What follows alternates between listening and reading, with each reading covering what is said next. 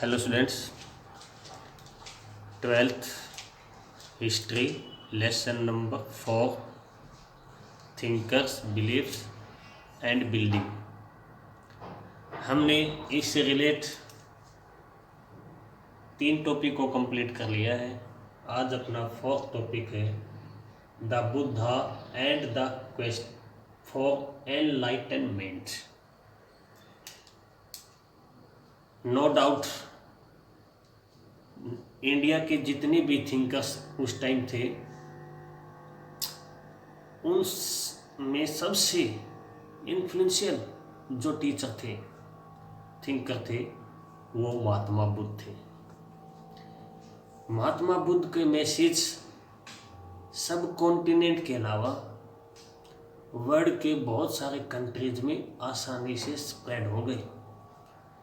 आज भी हम देखते हैं Thailand, Myanmar, Malaya, Sumatra, Java, Vietnam, Laos, Cambodia, Nepal, China और कोरिया, जापान, इन कंट्रीज में आज भी बुद्धिज्म को मानने वाले लोग हैं। महात्मा बुद्ध की जो टीचिंग है, उनकी डेथ के बाद उनके जो डिसाइपल हैं, उन्होंने कंपाइल्ड किया है। उनकी डेथ के बाद उनके डिसाइपल ने उनकी टीचिंग को कंपाइल करने का काम किया है। ऐसा जो थिंकर्स थे, उनकी हेजियोग्राफी मतलब बायोग्राफी से भी टीचिंग ली गई है। बट बायोग्राफी के अंदर जो सब कुछ ट्रू है, ये हिस्टोरियन नहीं मानते, क्योंकि बायोग्राफी के अंदर उनकी जो अचीवमेंट है, उनको बढ़ा चढ़ा करके प्रेज की जाती है। महात्मा बुद्ध का बचपन का जो नेम था वो सिद्धार्थ था। ये एक शाक्य क्लेन में इनका बर्थ हुआ था। शाक्य क्लेन के चीफ, इनके जो फादर थे वो शाक्य क्लेन के चीफ थे। इनको जो है ना बचपन से ही एक पैलेस में रखा गया, इनकी मैरिज कर दी गई। एक दिन ये क्या सोचते हैं, अपने चैरिटीर को बुलाते हैं और उनको परस्यूट करते हैं कि मुझे जो है ना पैलेस से बाहर की जो वर्ल्ड है उसको दिखाओ। तो इनकी जो ये फर्स्ट जो विजिट है, ये जो है ना बहुत ही ये कह सकते हैं कि हम पीड़ादायक रही।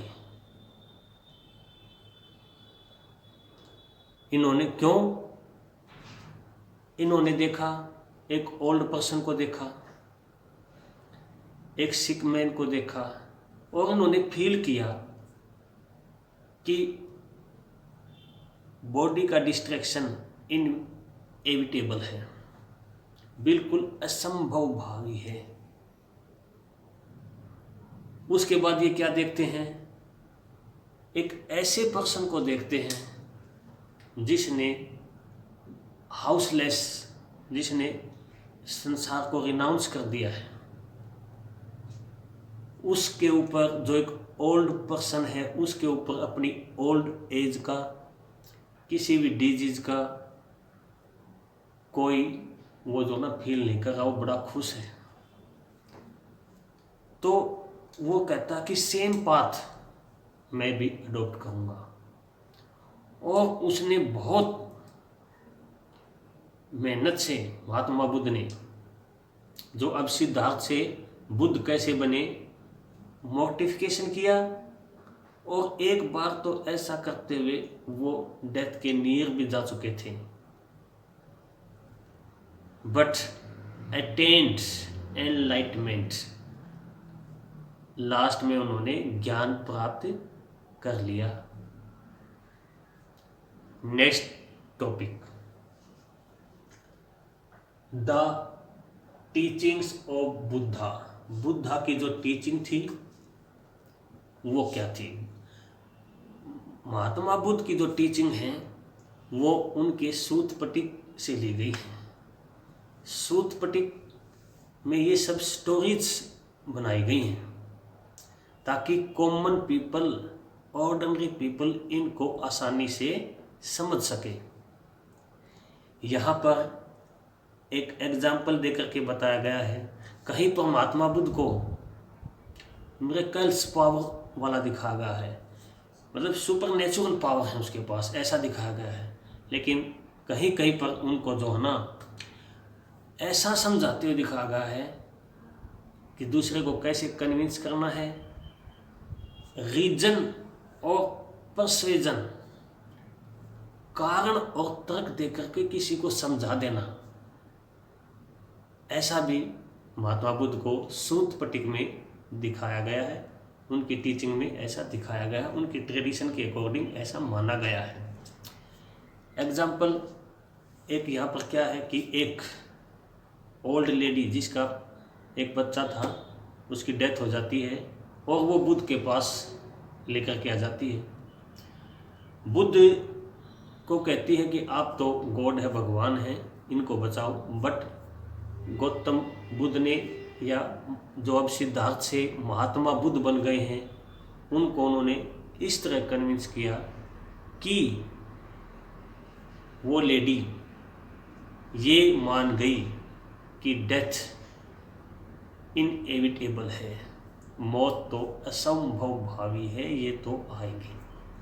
तो इस तरह महात्मा बुद्ध को दो तरह से दिखाया गया है कि एक तो उसके पास मिरेकल्स पावर हैं, सुपर नेचुरल पावर हैं, लेकिन कहीं कहीं उनको जो है ना रीजन और परsuasion के द्वारा भी लोगों को कन्विंस करने को दिखाया गया। ये सभी स्टोरीज में है और लोगों की कॉमन लैंग्वेज में है ताकि वो आसानी से इनको समझ लें।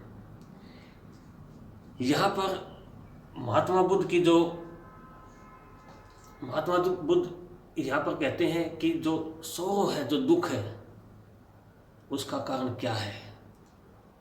कर्मा को यदि आपने पाना है, बर्थ और रीबर्थ के साइकिल को तोड़ना है, तो आपको जो है ना निबाना करना पड़ेगा। निबाना मतलब जो आदमी अपनी ईगो और डिजायर को छोड़ देता है वो ही इस वर्ड को आसानी से रिनाउंस कर सकता है। महात्मा बुद्ध यहाँ पर ये बात भी कहते हैं कि सोशल वर्ड को बनाने वाला ह्यूमन है रादर देन डिवाइन ओरिजिन। वो कहते हैं कि आदमी ही जो है ना समाज को बनाता है, न कि भगवान। इसलिए आदमी को सेल्फ एफर्ट करने चाहिए ताकि उसको किसी भी तरह की मुक्ति, साल्वेशन, लिबरेशन जो है ना मिल सके। महात्मा बुद्ध अपने लास्ट जो वर्ड्स अपने डिसाइपल के लिए क्या कहता है कि यदि आपने मुक्ति पानी है, लिबरेशन लेनी है, तो आप उसके लिए सेल्फ एफर्ट करो। उसी के द्वारा आप अपने जो ना सब कुछ चेंज कर सकते हो। महात्मा बुद्ध ये भी कहते हैं कि वर्ड जो है ना, वर्ड के अंदर कुछ भी चीज़ परमानेंट नहीं है, या सब कुछ चेंज बदलता रहता है। तो ये महात्मा बुद्ध की जो ना क्या है, द टीचिंग्स ऑफ बुद्धास। यहाँ पर एक सोर्स है बुद्धिज्म इन प्रैक्टिस। ये जो पैसेज लिया गया, सिलेक्ट किया गया है, ये सूत पिटका से लिया गया है। सूत पिटका में क्या है, बुद्ध की टीचिंग है। यहाँ पर बुद्ध एक ऐसे रिच पर्सन को समझा रहे हैं जिसका नाम शिगला है, जो एक ओनर है तो बुद्ध यहाँ पर उस शिगला को जो है क्या कर रहे हैं, एक जो है मान लीजिए कि एक मास्टर हैं जो अपने सर्वेंट को कहते हैं कि कभी भी एक मालिक को अपने सर्वेंट से ज़्यादा काम नहीं लेना चाहिए, उसको वर्क देना चाहिए टाइम टू टाइम, उसको जो न लीव छुट्टी देनी चाहिए, उसको उनको कभी भी तंग नहीं करना चाहिए। वो कहते हैं कि जो आदमी, जो भी पर्सन